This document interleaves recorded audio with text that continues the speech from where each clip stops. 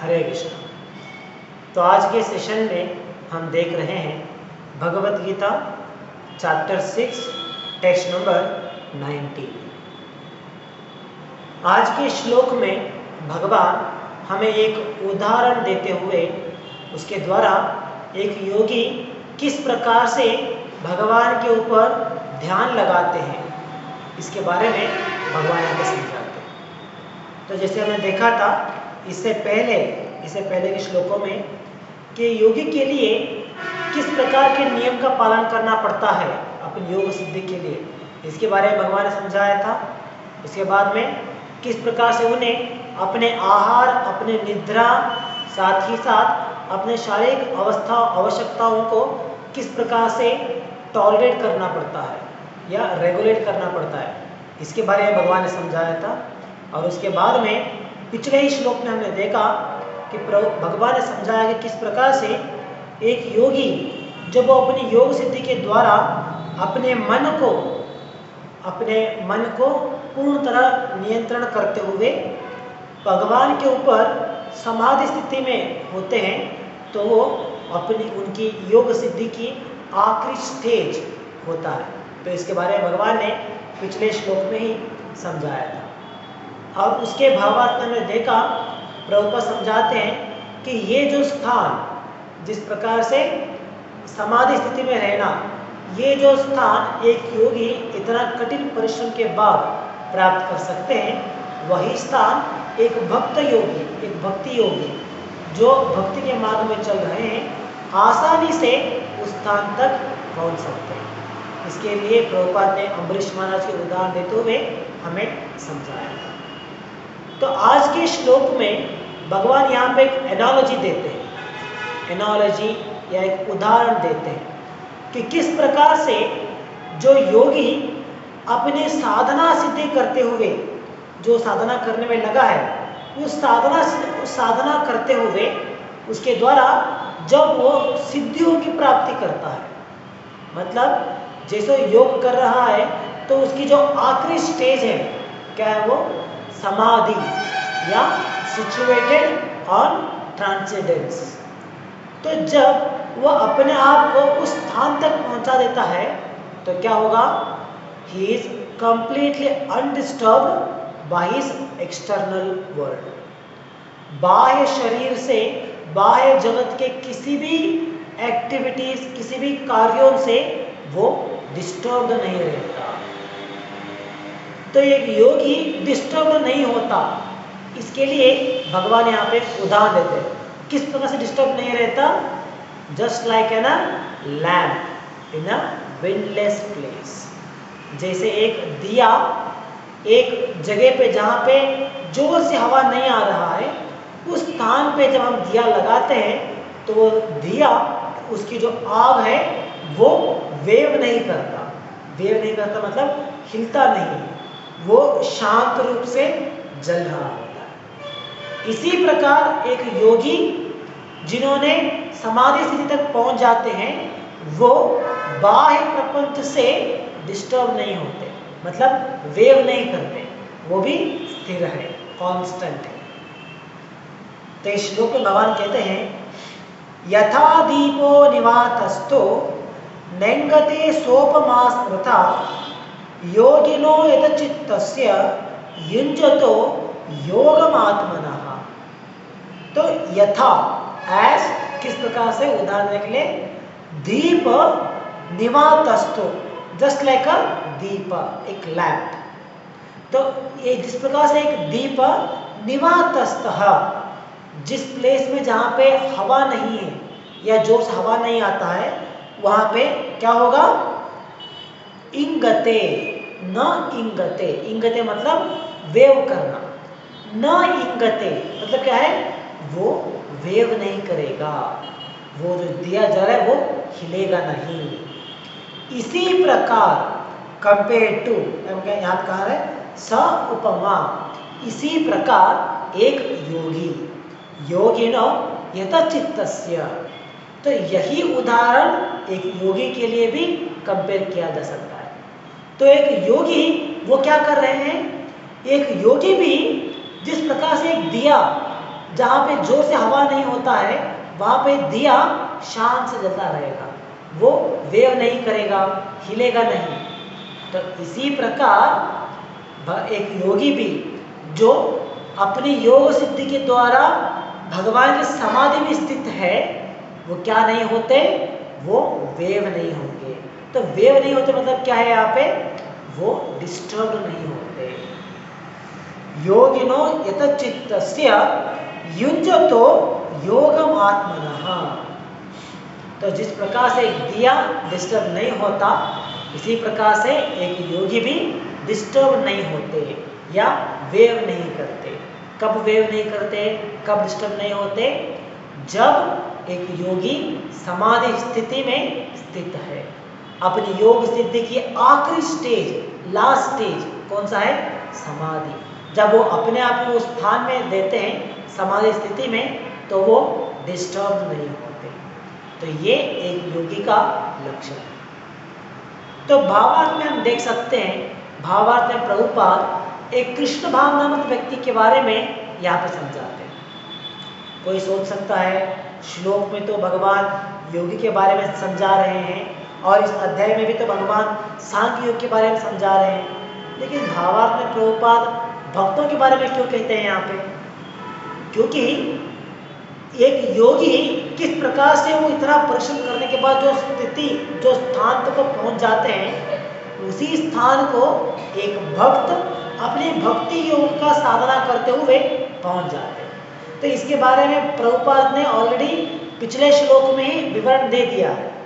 तो इसलिए जब पिछले श्लोक में ये विवरण मिल जाता है कि किस प्रकार से एक भक्त भी अपनी भक्ति योग की साधना करते हुए उसके द्वारा वो समाधि स्थिति तक पहुंच सकते हैं, तो इसीलिए आज के श्लोक के भावार्थ में जहाँ पे भगवान योगी के बारे में समझा रहे हैं, तो प्रभुपाद भावार्थ में एक भक्त के बारे में हमें समझाते हैं। तो हमें समझना चाहिए कि योगी जब इस शब्द का उपयोग किया जा रहा है, ये सिर्फ एक हठ योगी के लिए सीमित नहीं है, बल्कि जो 4 योग प्रकार है, इनमें से कोई भी योग वो लोग चूज करते हैं, उसे उस योग पद्धति में अनुष्ठान करने का प्रयास करते हैं, अपने आप को आगे जाने का प्रयास करते हैं, वो सभी योगी कहलाते हैं। तो श्लोक में भगवान योगी के बारे में समझा रहे हैं, तो इसीलिए भावार्थ में प्रभुपाद भक्ति योग के बारे में यहाँ पे टिप्पणी देते हैं। तो हम देख सकते हैं कि ये जो स्थान है जहाँ पे समाधि स्थिति में पहुँचने के बाद डिस्टर्ब नहीं होना, किसी प्रकार की डिस्टर्बेंस से उन्हें अफेक्ट नहीं होना, ये इसे कहा जाता है समाधि स्थिति। और एक हठ योगी के लिए ये समाधि स्थिति किस प्रकार से होता है, जब वो ध्यान में बैठे होते हैं, तो उनके लिए समाधि स्थिति ऐसा है कि वो एक ही स्थान में, एक ही भंगी में बैठे हुए परमात्मा को देख रहे हैं, अपने हृदय में रहने वाले परमात्मा के ऊपर उन्होंने मन लगाया है।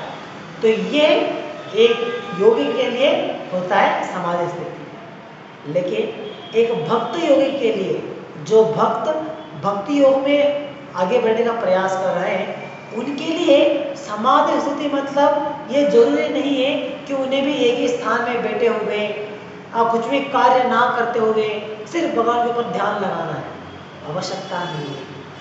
एक डिवोटी चाहे वो अलग अलग प्रकार के कार्य क्यों ना कर रहा है, लेकिन अगर वो अपने मन को पूरी तरह भगवान की सेवा में लगा दिया है, तो उन्हें समाधि स्थिति कहा जाता है। जैसे हम देखते हैं प्रभुपाद पूरा समय इतने अलग अलग प्रकार के कार्य करने में प्रभुपाद अपना समय बिताते थे। थोड़ा समय जप करते थे, थोड़ा समय लोगों को प्रवचन देते थे, बहुत समय किताबों को लिखते थे और बाद में अपने डिसाइपल्स के लिए लेटर लिखते थे। तो इस प्रकार से इतने सारे अलग अलग प्रकार के कार्य करते थे। इसका मतलब ये नहीं है कि प्रभुपाद समाधि में नहीं थे। जो भी कार्य प्रभुपाद कर रहे थे, वो सभी कार्य भगवान की संतुष्टि के लिए किया जा रहा था। तो इसीलिए प्रभुपाद एक ही स्थान में बैठ के ध्यान नहीं लगा रहे, लेकिन फिर भी he is said to be situated on a transcendence। तो तो इस प्रकार से एक भक्ति योगी के लिए आवश्यकता नहीं है कि उन्हें एक स्थान पे मेडिटेट करना है। तो अगर वो भगवान की सेवा में अपने आप को एंगेज करते हुए अपने मन को भगवान की सेवा में लगाते हैं, then they are also situated on the transcendence. तो भावार्थ देखते हैं, प्रभुपाद कहते हैं, और truly Krishna conscious person always absorbed in transcendence in constant undisturbed meditation on his worshipable Lord is as steady as a lamp in a windless place। तो जब एक भक्त भी भगवान के ऊपर ध्यान लगाते, या मतलब जब वो भक्त अपने मन को, अपनी इंद्रियों को भगवान की सेवा में एंगेज करते हैं, तो वो उनका मन भी कभी डिस्टर्ब नहीं होता। किसी प्रकार की बाह्य वस्तु के द्वारा उनका मन डिस्टर्ब नहीं होता। जैसे हम देख सकते हैं, एक हटे हुए के नियम जब भगवान समझा रहे थे, तो हमें भगवान ने एक नियम कहा था कि एक हटे हुए के लिए जब वो ध्यान लगाने के लिए बैठते हैं, तो उन्हें क्या करना पड़ेगा, अपने नेत्र को आधा बंद करना पड़ेगा। आधा बंद किस तरह से करते हैं, जैसे अगर आप स्ट्रेट सीधा बैठ के हमारे नाक की सामने की टिप, सामने का भाग को देखने का प्रयास करेंगे आंखों के द्वारा, तो हमारे आंख जो है, नेत्र जो है, अपने आप आधा बंद हो जाते हैं। तो इस प्रकार से एक योगी के लिए नियम दिया गया है। क्या कारण है इस नियम का? तो प्रभुपाद भावार्थ प्रभुपाद समझाया था कि अगर वो योगी अपने नेत्र को पूरा बंद कर देंगे तो पॉसिबिलिटी है कि वो सो जाएंगे, और अगर वो अपने नेत्रों को पूरा खुला रख देंगे तो क्या हो सकता है, बाह्य प्रपंच में चलने वाले सभी एक्टिविटी से वो डिस्ट्रैक्ट हो सकते हैं। वहाँ पे रहने वाले किसी भी प्रकार की इंद्रिय वस्तु से वो आकर्षित हो सकते हैं। तो इस प्रकार से अपने आकर्षण को कहीं पे भी ना डालने के लिए उन्हें क्या करना चाहिए, अपने नेत्र आधा बंद करना पड़ता है। तो एक भक्त के लिए चाहे वो अपना नेत्र पूरा ही खुला क्यों ना रखे, लेकिन अगर वो पूरी तरीके से भगवान की सेवा में लगा है, वो शुद्ध भक्त बन गया है, तो वो ऑलरेडी समाधि स्थिति में होता है। और इस प्रकार के भक्त के लिए बाह्य प्रपंच जो भी चल रहा है ये डिस्टर्ब नहीं करेगा। He is completely undisturbed by this things. इसके लिए हम बहुत सारे उदाहरण देख सकते हैं, जैसे हरिदास ठाकुर।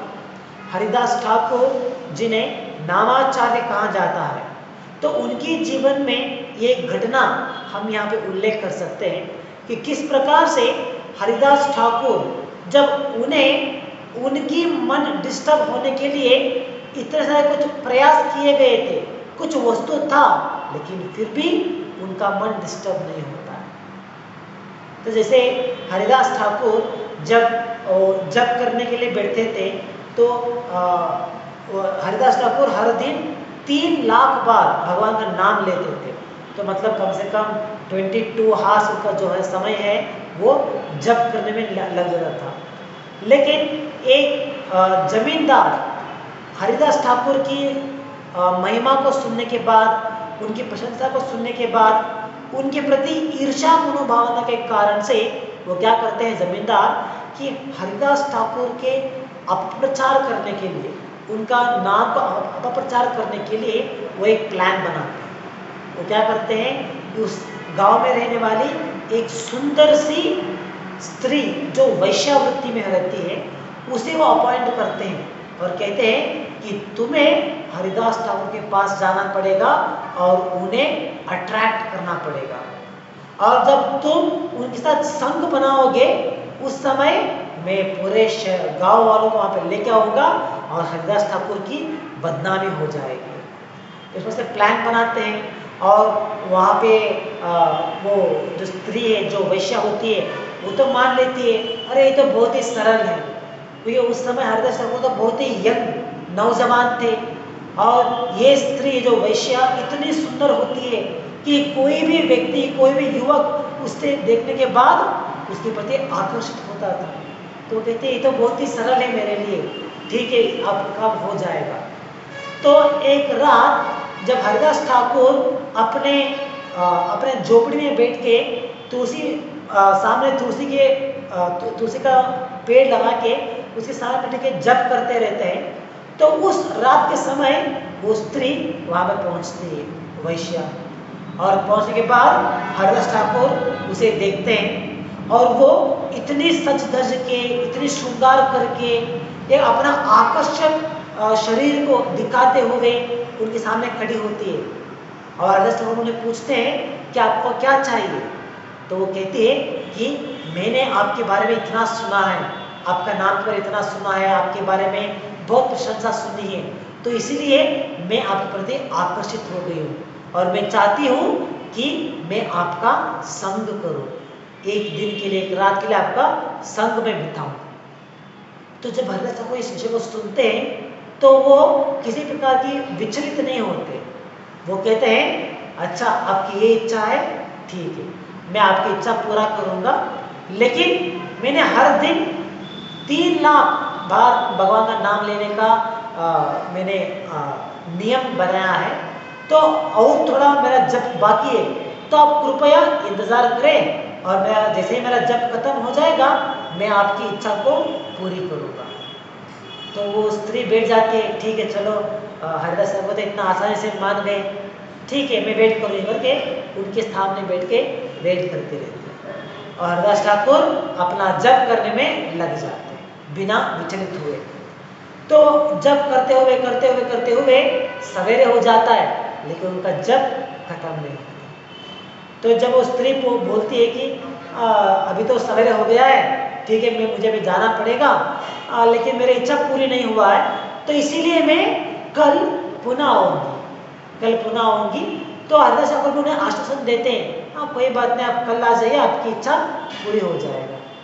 तो दूसरे दिन पुनः इसी प्रकार से वो पूरी तरीके से सज धज के वहाँ पे आती है और हरदास ठाकुर से कहते हैं कि और थोड़ा जप मेरा बाकी है, आप वेट कीजिए। तो पुनः उन्हें वेट करने में लगा देते हैं और हरदास ठाकुर जप करने में लग जाते हैं।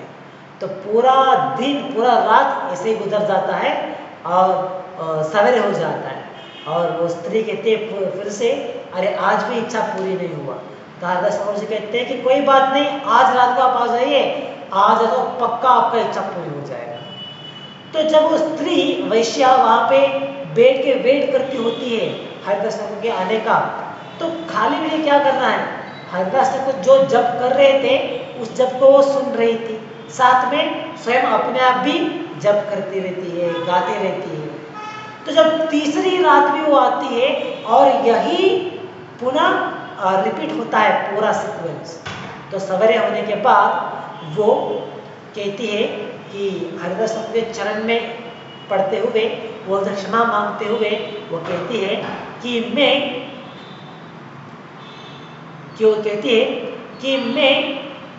आपको आपका नाम खराब करने के लिए, आपके प्रति अपप्रचार करने के लिए मैंने इस प्रकार से यहाँ पे आने का दुस्साहस किया, लेकिन कृपया आप मुझे क्षमा कर दीजिए। तो कृपया आप मुझे क्षमा कर दीजिए कि मैं आपको डिस्टर्ब करने के लिए आई थी, लेकिन मेरी गलती है। और इस प्रकार से वो अपने आप को समझते हुए, अपनी गलती को समझते हुए उनसे क्षमा मांगती है और उनसे हरिनाम की दीक्षा प्राप्त करने के बाद वो पुनः वहाँ पे जप करने के लिए बैठ जाती है। तो इस उदाहरण में हम देख सकते हैं कि हरदास ठाकुर, उनके पास अपने मन को विचलित करने के लिए वहाँ पे एक ऑप्शन था, लेकिन फिर भी वो डिस्टर्ब नहीं होते, ही इज नॉट डिस्टर्ब। तो ये एक भक्त की लक्षण होती है। जैसे यहाँ पे इस योगी के बारे में समझाया जा रहा है कि ही is undisturbed by the external affair. तो इसी प्रकार एक भक्त के जीवन में हम देख सकते हैं, ये एक स्थिरता उनके जीवन में हम देख सकते हैं। तो जैसे यहाँ पे प्रभुपाद समझाते हैं इस अनडिस्टर्बेंस के बारे में, तो भागवतम में इसके बारे में उल्लेख करते हुए प्रभुपाद कहते हैं कि ये जो स्थान होता है, जो पोजीशन होता है, जहाँ पे बाह्य प्रपंच की किसी वस्तु से डिस्टर्ब ना होते हुए हम अपने ही स्थान में, अपने ही समाधि में स्थित हो सकते हैं, इसे कहा जाता है धीरा। तो जो व्यक्ति इस प्रकार से अपने आप के ऊपर कंट्रोल रखते हैं, अपने आप के ऊपर जिन्हें पूरी तरीके से नियंत्रण है, उन्हें कहा जाता है धीरा। तो प्रभुपाद इस धीरा शब्द के लिए एक उदाहरण देते हैं, जैसे स्वयं भगवान शिव। तो भागवतम में इसके बारे में उल्लेख आता है कि जिस प्रकार से भगवान शिव स्वयं राम के ऊपर, राम का नाम जप करते हुए उनके ऊपर ध्यान लगाते हैं। तो पद्म पुराण में इसका उल्लेख आता है, जहाँ पे पार्वती उनसे एक प्रश्न पूछती है कि स्वयं सभी योगी आपके ऊपर ध्यान करते हैं, आपके लिए तपस्या करते हैं, लेकिन आप भी स्वयं हमेशा तप में रहते हैं, हमेशा समाधि में रहते हैं, ध्यान करते रहते हैं। तो सभी लोग तो आपके ऊपर ध्यान करते हैं और आप किसके ऊपर ध्यान करते हैं?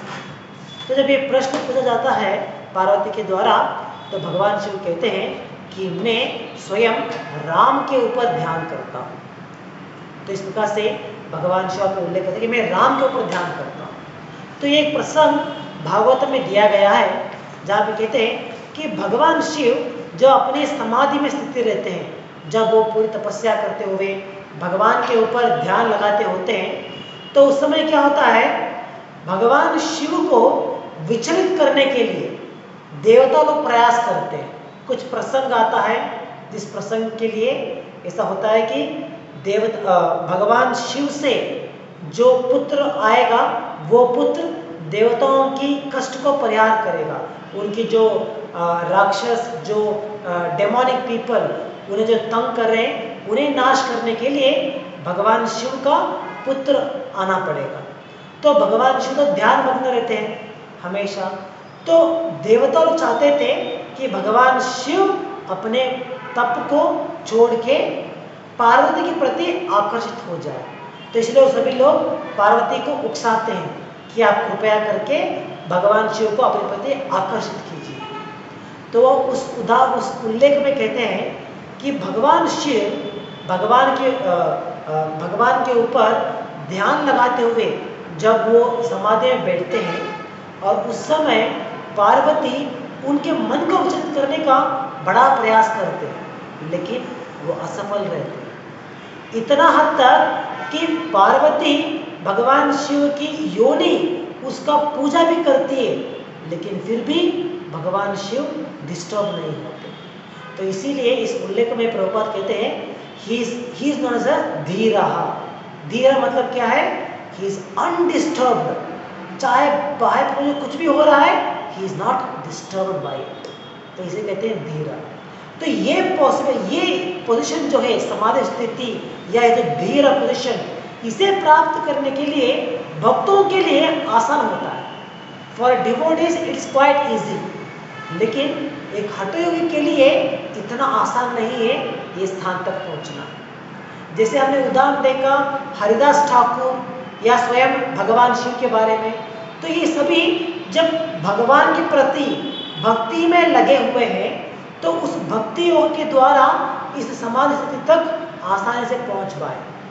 लेकिन हम देखते हैं दूसरी जगह पे योगी जो हठयोग की साधना कर रहे हैं, तो हठयोग की साधना करते हुए उस स्थान तक पहुंचने का प्रयास कर रहे हैं, समाधि स्थिति तक पहुंचने का प्रयास कर रहे हैं, लेकिन उनके लिए इतना सरल नहीं होता है, बहुत ही कठिन होता है।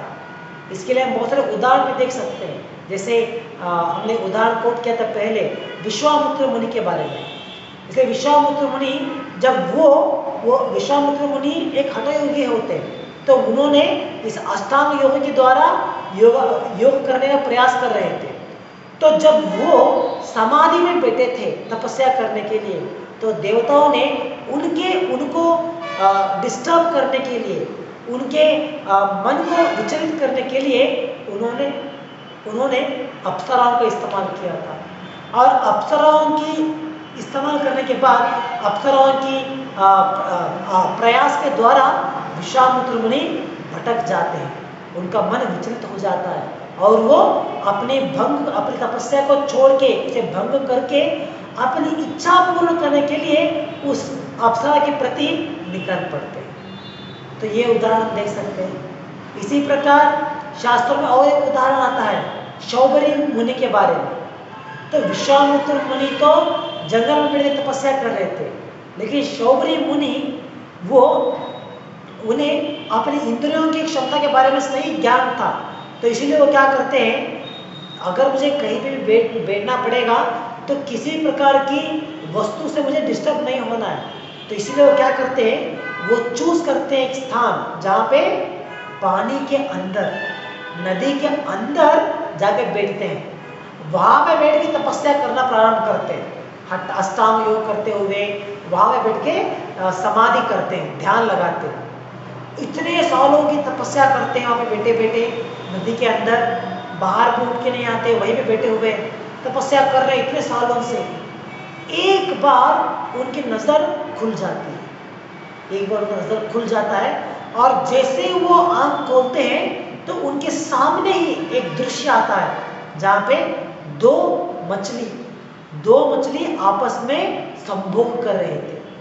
तो जैसे ही वो इस मछली की दृश्य को देखते हैं उनका मन पूरा विचलित हो जाता है, उनका मन इतना विचलित हो जाता है कि वो अपनी तपस्या को छोड़ के, जो नदी के अंदर में तपस्या कर रहे थे उस तपस्या को छोड़ के वहां से सीधा उठ जाते हैं, बाहर आ जाते हैं, और सीधा जो उस राज्य के जो राजा थे उसके पास चले जाते हैं कि उस राजा उनके 8 पुत्रियां होती है, और उन पुत्रियों को शादी करने के लिए वो अपने तपस्या को भंग करते हुए छोड़ के सीधा उठ के निकल जाते हैं।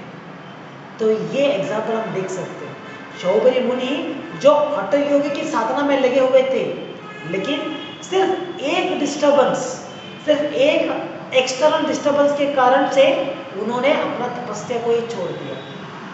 तो इस प्रकार से इन सभी उदाहरण के द्वारा हम समझ सकते हैं कि एक हठ योगी के लिए इस समाधि स्थिति तक आना इतना आसान नहीं है, बहुत ही कठिन परिश्रम लेता है, बहुत ही कठिन प्रयास करना पड़ता है, तब जाके वो अपने आप को इस समाधि स्थिति तक लेके आ सकते हैं जहाँ पे वो बाह्य प्रपंच की किसी भी वस्तु से डिस्टर्ब नहीं होते, बिना डिस्टर्बेंस हुए बिना पूरी तरीके से भगवान के ऊपर वो ध्यान लगा सकते हैं, परमात्मा को साक्षात्कार करने का प्रयास करते हैं।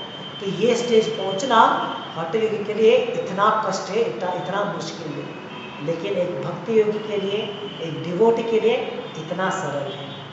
तो दोनों एग्जाम्पल हमने देखा किस प्रकार से हठ योगी के लिए एग्जाम्पल में कितना कष्ट है और एक भक्त के जीवन में कितना सरल से होता है। तो इस प्रकार से एग्जाम्पल के द्वारा हम समझ सकते हैं कि यही स्थान, यही पोजीशन हठ योगी के लिए मुश्किल है और भक्ति योगी के लिए आसान से पहुंच सकते हैं। और आज के श्लोक में भगवान यहाँ कहते हैं कि जो योगी, चाहे वो भक्ति योग की उपासना कर रहा है, भक्ति योग की प्रैक्टिस कर रहा है या हठ योग की प्रैक्टिस कर रहा है, अगर वो किसी भी योग की प्रैक्टिस करते हुए उसके द्वारा ये स्थान तक पहुंच जाता है, then he is situated on a transcendence, तभी उसे कहा जाता है कि वो समाधि में स्थित है। तो ये विचार आज के श्लोक से हम समझ सकते हैं। तो यहाँ पर समाप्त करेंगे आज के लिए। ग्रंथराज श्रीमद् भगवद गीता की जय, जगत गुरु श्रील प्रभुपाद की जय। हरे कृष्ण।